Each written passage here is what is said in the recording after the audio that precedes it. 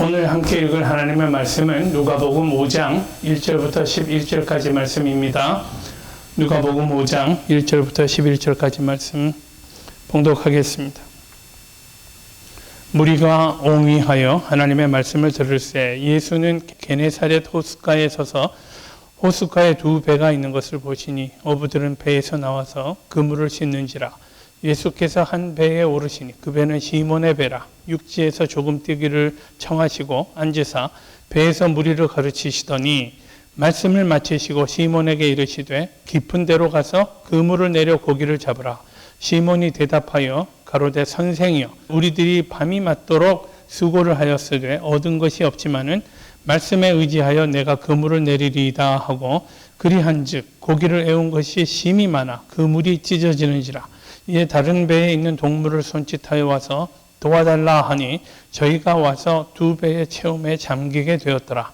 시몬 베드로가 이를 보고 예수의 무릎 아래 엎드려 가로되 주여 나를 떠나소서 나는 죄인이로소이다 하니 이는 자기와 및 함께 있는 모든 사람이 고기 잡힌 것을 인하여 놀라고 세베대의 아들로서 시몬의 동업자인 야고보와 요한도 놀랐습니다. 예수께서 시몬에게 일러 가라사대 무서워 말라 이제 후로는 내가 사람을 취하리라 하시니 저희가 배들을 육지에 대고 모든 것을 버려두고 예수를 쫓으니라. 아멘. 오늘 말씀은 예수님을 만난 사람들에게 어떤 변화가 일어나는가라는 사실을 단적으로 보여주는 대단히 중요한 말씀입니다. 이것은 단지 겉으로 나타나는 그런 변화일 뿐 아니라 그 내면이 근본적으로 변화하는 그런 만남이라는 사실을 우리가 오늘 본문을 통해서 알 수 있습니다. 우리가 한 교회 안에 있지만 또는 우리가 그 크리스찬이라는 그런 공동체 안에 있지만 모두가 같은 크리스찬은 아니라는 말입니다. 사람마다 차이가 있고 믿음의 차이가 있고요. 하나님 앞에 헌신하는 정도의 차이가 있습니다. 우리는 진성 크리스찬이라고 할 만한 사람들이 따로 있다는 말입니다. 우리 모두 예수님을 만난 사람들입니다. 그렇죠? 우리 세상에 태어나서 살면서 해야 할 가장 중요한 일이 나의 창조주 하나님을 만나는 일 아닙니까?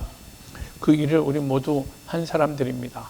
근데 우리뿐만 아니라 많은 사람들이 이런 경험을 갖추고 모두 크리스찬이라고 하고 있습니다만은 예수님께서는 열매를 통해서 그 나무를 아신다고 말씀하신 바 있습니다. 우리 열매를 보면, 인격의 열매를 보면, 우리 삶의 열매를 보면 내가 어느 정도의 진성 크리스찬인지를 우리 분별할 수 있을 것입니다. 오늘 그 진성 크리스찬의 기준이 무엇인가 혹은 진성 크리스찬은 무엇이 다른가에 대해서 오늘 말씀을 통해서 우리가 좀 교훈을 얻을 수 있으면 좋겠습니다. 오늘 본문에서 예수님께서는 밤새 수고했지만 고기 한 마리 낚지 못했던 베드로에게요. 예수님께서 말씀하셨고 예수님이 말씀하신 대로 했더니 엄청나게 많은 고기를 잡게 되었던 사건. 근데 오늘 말씀의 핵심은요. 그렇게 말씀에 순종했더니 물론 고기를 많이 잡게 되었다는 이런 데서 그치는 것이 아니라 그 이후에 이 사람들에게 예수님을 만났던 사람들에게 일어난 변화에 초점을 맞추고 있다고 생각합니다. 오늘 결론 같은 말씀이요. 11절 말씀입니다. 저희가 배들을 육지에 대고 그 다음 모든 것을 버려두고 예수를 쫓으니라 그랬습니다. 예수님을 만난 사람들에게 일어나는 변화가 바로 이것이다 라는 사실을 오늘 배울 수 있으면 좋겠습니다. 먼저요, 예수 만났다고 이야기하는 많은 사람들이 있습니다만은 우리가 예수를 만나면 일어나는 변화가요, 내 영적인 변화가 있다면, 인격적인 변화가 있다면 그것이 무엇인가를 좀 보려고 합니다. 우선요, 예수님을 만나고 난 사람들을 가만 보면 삶의 방향이 변했던 것을 알 수 있습니다. 방향이 변하더란 말이에요. 이렇게 가던 사람들이 완전히 정반대 방향으로 가게 된 것을 우리가 볼 수 있습니다. 또 내 인생의 목표랄 것이 있잖아요. 내가 무엇을 위해 살겠다. 내 인생, 내 살면서 꼭 이것을 이루겠다라고 하는 그런 목표들이 변화한 것을 봅니다. 오늘 베드로를 보십시오. 그는요, 물고기 잡는 사람이었습니다. 물고기 잡는 어부에서 그는 이제 사람을 낚는 어부가 되었습니다. 인생이 판이하게 바뀌지 않았습니까? 자기의 필요를 채우기 위한 삶을 살다가 이제는 사람들의 영적인 필요를 채워주는 사람으로 살게 되었다라는 말입니다. 이 변화를 보십니까? 그들의 삶의 가치가요. 가장 중요한 가치가 나가 아니라 이제 더 이상 내가 내 인생의 주인이 아니고 내 인생의 최고의 목표가 아니고요. 내가 아니라 예수 그리스도의 쓰임을 받는 존재로 사는 것이 내 인생의 중요한 가치가 되었다라는 말입니다. 그들이 제자의 삶을 살게 되었다라는 거예요. 예수 그리스도를 만나고 난 다음에는 사람들이 제자의 삶을 살게 되더라라는 사실을. 근데 이렇게 사람들의 인생이 변하게 되는 근본적인 이유는 뭐라고 생각하십니까? 우리 내면에요. 중요하게 생각했던 것들이요. 내 가치관이 변화하게 된단 말입니다. 예수님을 만나고 난 다음에 내 인생의 가치관이 달라졌다는 말입니다. 먼저 우리 확인할 수 있는 사실은요. 외면상으로는 드러나지 않지만 우리 예수님 만나고 나서도 물론 예수님 만나고 나면 저는 우리 모양도 좀 바뀌는 것 같아요. 다들 웃고요. 우리 교회에서 만나는 우리 교우님들이 얼마나 좋습니까? 우리 항상 친절하고 다정하고 상냥하고 사랑합니다. 그죠? 밖에 나가서 보니까 정글이에요. 정글. 이것은 그런 정글 속에 사는 사람들과 우리들이 모습이 다를 것이 당연하지요. 많은 이런 외면적인 변화보다 본질적이고 보다 근본적인 변화가 우리 내면에서부터 일어난다는 말입니다. 사람들은 누구나 자기가 중요하게 여기는 것을 위해서 내 삶을 던집니다. 땀을 흘리고 날을 쓰고 합니다. 잠도 안 자고 일하는 사람들이요. 많이 있습니다. 그러나 그들이 예수님의 말씀을 듣고 예수님을 따를 수 있었던 그 중요한 원인 가운데 하나는 정말 내 인생에 중요한 것이 무엇인가가 바뀌었기 때문에 가능하게 되는 일입니다. 내가 중요하게 여기던 것들을 버릴 수 있게 되는 것이 보통 일이 아닙니다. 그보다 훨씬 더 중요한 일이 있기 때문에 그렇습니다. 우리 지난번에 밭에 숨기운 보물의 그 비유를 보았습니다. 그 보물을 얻기 위해서 다른 모든 것들을 포기하고 만단 말입니다. 제일 중요한 것이 무엇인가를 발견했기 때문에 그렇습니다. 오늘 11절에 그들이 베드로를 육지에 대고 모든 것을 버려두고 예수를 따랐다라는 사실이 강조되고 있습니다. 이전에는요, 그들에게 배가 제일 중요한 재산이었습니다. 배가 있어야 자기들이 밥벌이가 되죠. 배가 있어야 돈을 법니다. 그러니 배가 그들에게 얼마나 중요합니까? 그물도 중요합니다. 그죠? 이 그물 씻어두지 않으면 나중에 썩어버리고요. 끊겨버리고 맙니다. 그물 역할을 구실을 못하게 됩니다. 그러니까 배를 일단 타고 나가서 그물질을 한번 했으면 그 다음에는 그물도 잘 손질해야 합니다.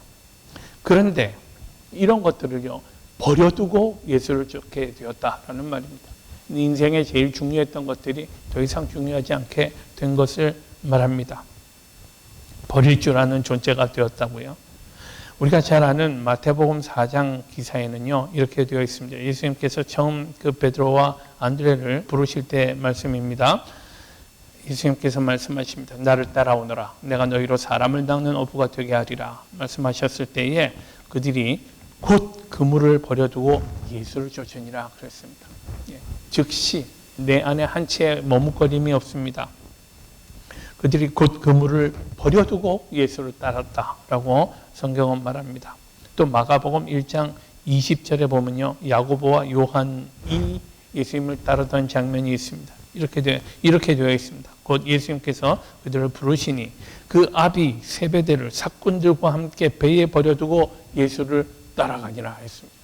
이 야고보 형제는요, 그 아버지도 버려두고요. 아버지, 그러고 예수님을 따랐다는 말입니다. 오늘 본문에서는요, 그들이 모든 것을 버려두고 예수를 쫓았다라고 말했습니다. 또 예수님의 제자 가운데 마태라는 사람이 있습니다. 이 사람은 세리였습니다. 세리. 근데 예수님께서 그를 부르시는 장면이 마태복음 9장에 있습니다. 9장 9절 말씀입니다. 예수님께서 지나가시다가 마태라 하는 사람이 세관에 앉은 것을 보시고 이르시되 나를 쫓으라 하시니 일어나 쫓으니라 라고 말씀합니다. 여러분, 예수님께서 나를 따르라 했을 때에 사람들이 모든 것을 버려두고 예수님을 따랐다라고 성경은 거듭거듭 반복해서 우리에게 보여주고 있습니다. 세리라는 직업에 대해서 여러분 알고 계시지만 당시에 세리라는 직업은요, 돈 버는 확실한 길이었습니다. 내가 내 인생에 돈을 벌어야 되겠다 그러면 세리가 되면 됩니다. 왜냐하면요, 세리들은 사람들에게 정당하게 걷어야 할 세금보다 좀 더 많이 걷어가지고 나라에 바쳐야 할 것들을 바치고 나머지 남는 부분들을 자기 배로 했단 말이죠. 자기가 가졌단 말이죠. 그러니 사람들로부터 비난을 받았을지언정 돈에 있어서는 아쉬움이 없는 사람들입니다. 그러니까 이 마태라는 사람의 가치관을 우리가 얘기하자면 그가 세리가 되었다는 그 사실에서 그가 돈을 굉장히 중요하게 생각하는 사람이고 돈 버는 것이 그에게는 최고의 목표였다라는 사실을 알 수 있습니다. 그런데 그가요, 예수님께서 나를 따르라 했을 때에 그가 벌떡 일어나서 예수님을 따랐단 말입니다. 그가 중요하게 여기던 그것을 다 뒤로 하고 버려두고 예수님을 따를 수 있었다라는 말입니다. 여러분, 우리가 예수님을 따르는 데 있어서 여기 버려두었다라는 말이요, leave behind죠, 그죠? leave behind, 내 뒤로 두었다라는 거요. 이게 내 앞에 있으면 중요한 거예요. 근데 내 뒤로 두면 내가 이걸 포기했다는 그런 의미입니다. 우리가 중요한 것을 포기하는 것이 얼마나 힘듭니까? 그런데 우리가 이것들도 사랑하고 예수님도 사랑하겠습니다 하면 우리 많은 사람이 그러고 싶어 해요. 그렇지만 예수님께서는요, 너희가 재물을 나와 겸하여 섬길 수 없다라고 예수님이 분명히 선언하셨습니다. 왜냐하면 다르기 때문에. 우리 재물을 어떻게 우리 신같이 섬깁니까? 중요한 것이긴 하지만 그러나 그것이 우리의 신이 될 수는 없습니다. 우리가 재물을 부리는 사람이 되어야지 재물 때문에 쩔쩔매고 전전긍긍하는 사람이 되어서는 안 됩니다. 왜냐하면 예수님에 대한 충성심과 예수님을 사랑하는 마음과 돈을 사랑하는 마음이 함께 가지 못하기 때문입니다. 그래서 예수님은요, 이 모든 것들을 다 뒤로 하고 너희들은 나를 따르라 라고 말씀하시는 것입니다. 예수님이 뒤로 하라 그랬을 때에 이 사람들은 뒤로 할 수 있었습니다. 이 변화가 얼마나 철저했는가를 저는 생각할 때마다 숙연해지지 않을 수 없습니다. 다시 한번 말씀드리자면 고기가요, 2배에 잠기게 될 만큼 그렇게 많이 잡혔던 그 사실을 한번 생각해 보십시오. 고기 한 마리 한 마리가 어부에게는 돈입니다. 그런데요, 처음에 한 마리도 잡지 못했다가 두 번째는요, 배 2척이 물에 잠기게 될 만큼 그렇게 많은 고기가 잡혔습니다. 이거 오늘 우리 식으로 이야기하면요, 돈 벼락을 맞은 거죠. 돈이 막 쏟아져 들어왔습니다. 그죠? 이렇게 되면 사람들이 이성을 상실하지 않습니까? 일반적으로요. 우리 다는 아니겠지만 그 돈이 중요한 사람들은 그렇게 됩니다. 그런데 그렇게까지는 아니라 할지라도요, 오늘 우리 생각을 좀 해보십시다. 우리 모두 하고 싶은 일들이 있어요. 꼭 하고 싶은 일들이요. 내 차에 문제가 많은데 내 돈 좀 생기면 돈 모아서 차를 좀 어떻게 해야겠다. 또는 다른 하고 싶은 일들이 많이 있습니다. 여행을 좀 다니면 좋겠다. 내 어디를 가보고 싶은데. 그래서 돈 생기면 내가 이런 일들을 해야지라고 하는 것들이 있습니다. 그런데 베드로는 지금 엄청나게 큰 돈이 생겼는데요. 그런데 그는 아무 주저함 없이 결연히 일어나서 그것들을 뒤로 하고 예수님을 따를 수 있게 되었다라는 말입니다. 이 변화가 얼마나 철저합니까? 먼저 가치관이 변화한 사실을 보았습니다. 다음으로는요, 예수님을 만난 사람들은 인격이 변화합니다. 인격이요. 사람의 품격이랄까? 우리가 가지는 디그니티 있잖아요.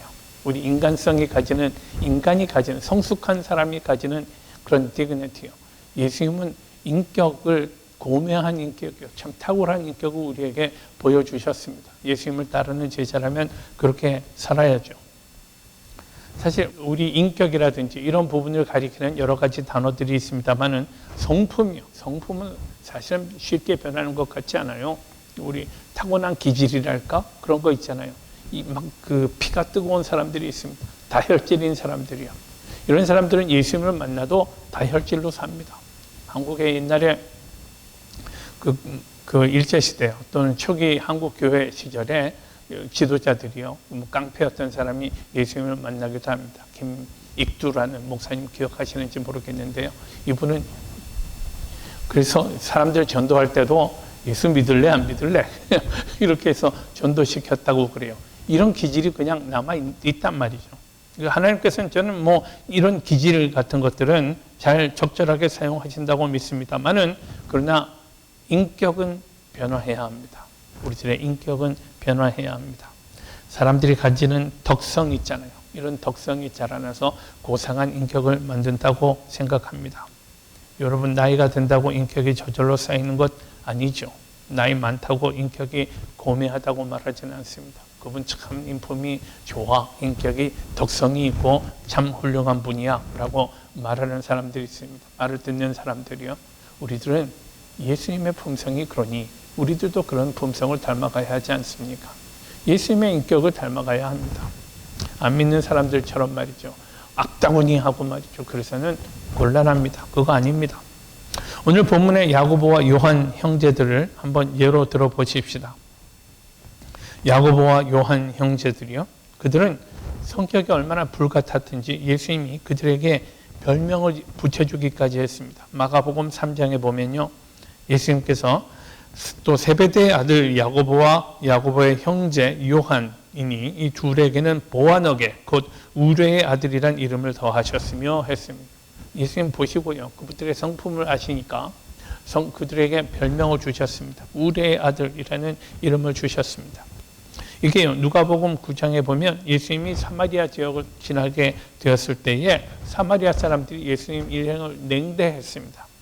그랬더니 야고보와 요한 형제가요. 예수님께 주님, 우리가 하늘로부터 불이 내려가지고 이 사람들을 싹 불태워버릴까요? 라고 분개해가지고 예수님께 말하는 장면이 있습니다. 그만큼 이 사람들이 버럭하는 그런 성품이 그들에게 있었단 말입니다. 또 이 형제뿐 아니라 그 어머니도 대단한 사람입니다. 이 어머니는 예수님께 주님께서 영광 중에 당신의 나라에 임하실 때 내 아들 중 하나는 주의 우편에 하나는 주의 좌편에 앉게 해 주십시오 라고 말할 정도로 당돌하고 또 자기 주장이 강한 사람들이었습니다. 목소리도 크고 욕심도 있고 야망이 있는 사람들이었습니다. 그런데 이 사람들이요. 예수 믿고 예수님의 제자가 된 이후에 오랜 세월이 흘러서 이 사람들이 나중에 어떻게 되었는가요? 야고보와 요한은 어떻게 되었습니까? 야고보는 12사도 중에 최초의 순교자가 됩니다. 자기가 높은 자리에 올라가겠습니다. 그렇게 해주세요 라고 말하던 사람이요. 이제 주님이 말씀하시면 내가 죽음의 자리에까지 나아가겠습니다. 순종하고 죽는 사람이 됩니다. 예수님 12제자 중에 가장 먼저 순교하는 사람이 되었습니다. 그리고 그의 형제 요한은요. 12제자 중에 유일하게 자연수를 누린 사람입니다. 오랜 세월 동안 초대교회의 기틀을 세우고 교회를 지키고 무엇보다도 그는 이 요한의 별명이 뭔지 기억하십니까? 사랑의 사도입니다. 사랑의 사도예요. 요한 1, 2, 3, 4 보십시오. 사랑의 언어가 얼마나 많이 나오는지 모릅니다. 하나님은 사랑이시라고. 우리가 이 사랑을 하나님으로부터 배운 사람들이라고. 그러니 우리도 이렇게 사랑하는 것이 마땅하다고. 형제들아 우리가 서로 사랑함이 옳으니라 라고 말하는 사람이 되었습니다. 우리가 말과 혀로만 사랑할 것이 아니라 행함과 진실함으로 사랑하자라고 사랑을 외치는 사람이 되었습니다. 인격의 변화요. 기가 막힌 변화 아닙니까? 우리들이 예수님을 만난 사람이라면 이런 변화가 일어나야 한다. 이런 변화가 증거라는 말입니다. 우리가 예수님을 만난 사람이라는 증거가 됩니다.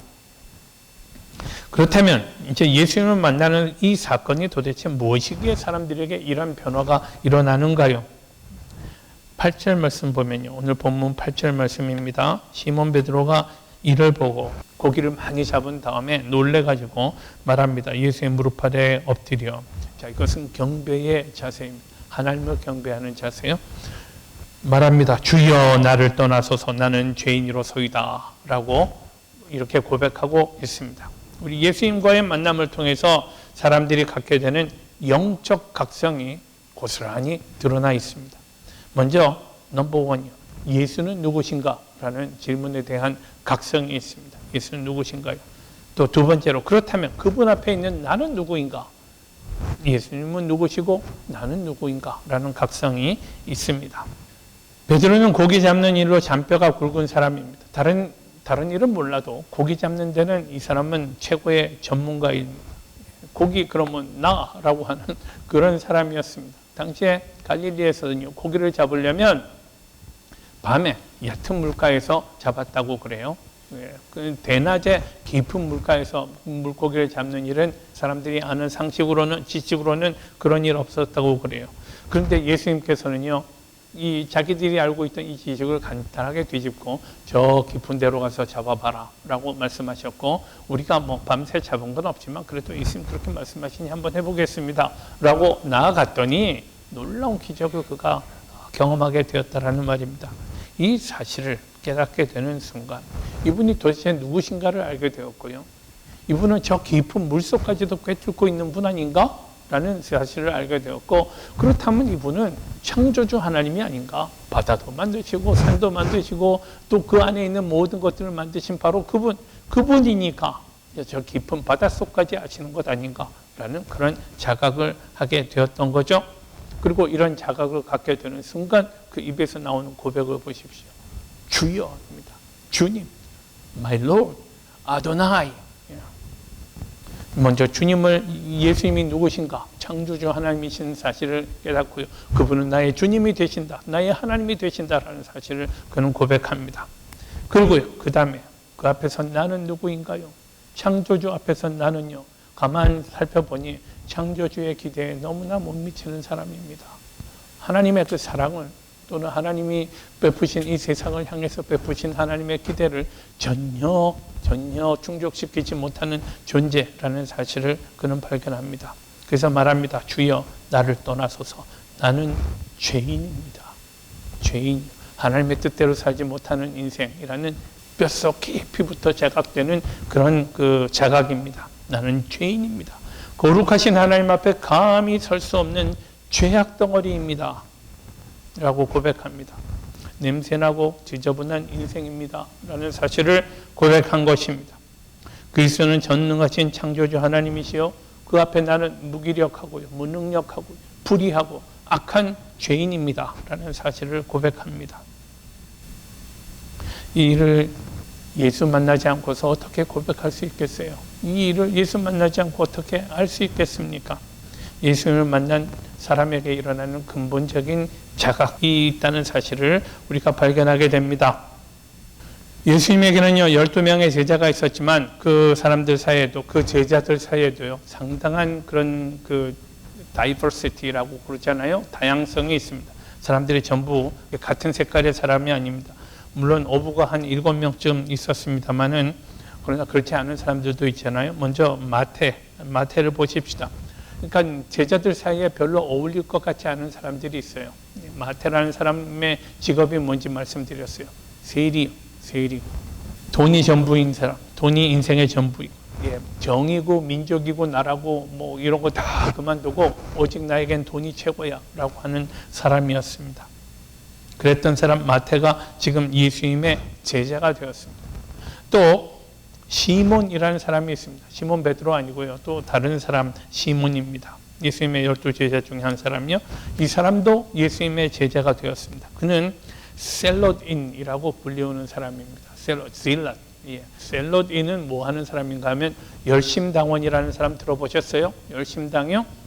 여러분, 그 사람들은요, 이 품속에 칼을 품고 다니는 사람들이었습니다. 그래서 그 유대인들의 나라를 회복하는 데 있어서 그냥 이 행동으로 나섰던 사람들이에요. 굉장히 과격한 사람들이었습니다. 칼을 품고 다니다가 로마 군인이나 혹은 대리들을 만나면 그냥 쿡 찌르고 가는 사람이었습니다.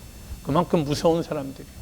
유대 왕국을, 유대 나라를 위해서는 아주 폭력적이기까지 한 그런 위험한 사람들이었습니다. 그만큼 피가 뜨거운 사람들이었습니다. 그러니까 열심당원이었던 시몬과 세리였던 마태는요, 상식적으로는 도저히 친구가 될 수 없는 사람들이었습니다. 동료가 될 수 없는 사람들이요. 피차간의 인간으로 생각하지 않던 그런 사람들이었습니다. 그런데 이 두 사람이 모두 예수님의 제자가 되었단 말이죠. 12제자 중에 하나가 되어가지고 서로 동료로 살아가게 되었습니다. 근데 이 두 사람 사이에 어떤 갈등이 있었던 것 같지 않아요? 여러분, 성경에서 이 두 사람이 다퉜다는 얘기 들어보셨나요? 이렇게 어울리지 않던 사람들이 서로의 다름을 극복할 수 있었던 이유는 무엇이었다고 생각하십니까? 어떻게 그들이 그럴 수 있었나요? 그들이 먼저 자기들끼리 만난 게 아니라 그들이 예수님을 만나고 그리고 예수 안에서 그들이 서로를 만나게 되었기 때문입니다. 예수님을 만나는 이 만남이 얼마나 귀한가요? 이 만남을 통해서 사람들이 인격이 변화하게 되었고요. 또 하나님 앞에 받는 은혜를 그들이 생각하게 되었습니다. 그러고 나서 이 사랑의 눈으로 또 은혜 받은 사람의 눈으로 옆을 바라보니까 모두 사랑받는 하나님의 자녀이고 또 우리는 이 하나님의 나라를 위해서 함께 부르심을 받은 사람들이라는 그런 자각이 있었던 거죠. 남들을 비판하고 정죄함으로써 스스로 심판자의 자리에 서지 않고 우리가 예수 그리스도의 은혜를 받은 사람의 눈으로 예수 안에서 만나게 되었기 때문에 서로를 사랑하고 품을 수 있었다라는 말입니다. 그리고 이것은 오로지 자기가 먼저 죄인이라는 사실을 철저히 깨달았기 때문에 가능한 일이었습니다. 하나님의 은혜를 먼저 체험하였기 때문에, 은혜를 아는 사람들이 되었기 때문에 사람들을 향해서 사랑의 마음을 가질 수 있는 거고요. 사람들의 아픔이나 상처를 품을 수 있는 자들이 되었다라는 말입니다. 그리고 모든 판단과 심판은 하나님께 맡기면 되잖아요. 그건 하나님이 하실 일이지 우리가 판단할 일이 아니지 않습니까? 자기 죄를 먼저 용서받은 그런 경험이 있기 때문에 그 감격으로 또 그 감사함으로 남의 죄에 대해서도 우리가 관대할 수 있게 되었던 것입니다. 이것이 예수님을 만나고 그분을 따르는 사람들에게서 일어나는 변화입니다. 사도 바울은요, 스스로를 가리켜서 죄인의 괴수라고 불렀습니다. 그냥 죄인 정도가 아니라요, 나는 죄인 중에서도 우두머리였다라고 그렇게 고백합니다. 디모데전서 1장 말씀입니다. 미쁘다 모든 사람이 받을 만한 이 말이여, 그리스도 예수께서 죄인을 구원하시려고 세상에 임하셨다 하였도다. 죄인 중에 내가 괴순이라 라고요. 여러분, 교회가 왜 이러냐? 교회 갔더니 사람들이 사랑도 없고 교회 갔더니 뭐 안 믿는 사람이랑 다를 바 없더라 라고 불평하는 분들이 있습니다. 그런데요, 사실은 알고 보면 교회에 모인 사람들이 전부 죄인이기 때문에, 문제가 있기 때문에 모인 사람들은 예수 앞에 나온 사람들 아닙니까? 그 문제를 해결받기 위해서 나온 사람들이요, 혹은 해결받고 나온 사람들이요. 그러니 교회가 자랑해야 하는 공동체임에는 분명하지만 아직 부족한 부분이 있는 것도 사실입니다. 그러나 정말 중요한 것은요, 내가 어떤 관점을 가지고 이웃들을 바라보는가 하는 것입니다. 창조주 하나님을 만나고 그분 앞에 나의 적나라한 모습을 비추어 볼 수 있다면 우리는 먼저 내가 어떤 사람인가, 죄인 중에서도 최고로 악질인 죄인입니다 라고 고백할 수밖에 없고요. 그러고 나서 이웃들을 바라보게 되면 다 같이 하나님의 은혜를 필요로 하는 사람이라는 사실을 우리가 인정하게 되는 것입니다. 예수 그리스도를 만나셨습니까? 우리 그렇다면 우리는 새로운 인격이 되었습니다. 예수 그리스도를 만나기 이전의 나의 삶과는 비교할 수 없는 거룩하고 고상한 인격을 가진 사람, 우리 안에 근본적인 변화가 일어나고 우리 안에 예수 그리스도를 닮아가는 성품이 자리 잡은 사람으로서 살게 되었다라는 사실을 꼭 기억하십시다. 그래서 우리가 자라가야 할 목표인 예수 그리스도, 또 그분의 성품을 바라보면서 한 걸음 한 걸음 날마다 성장하고 매주일 주님 앞에 더 그 하나님을 기쁘시게 하는 그런 존재로 세워져가는 귀한 복이 우리 모두에게 있기를 축원합니다.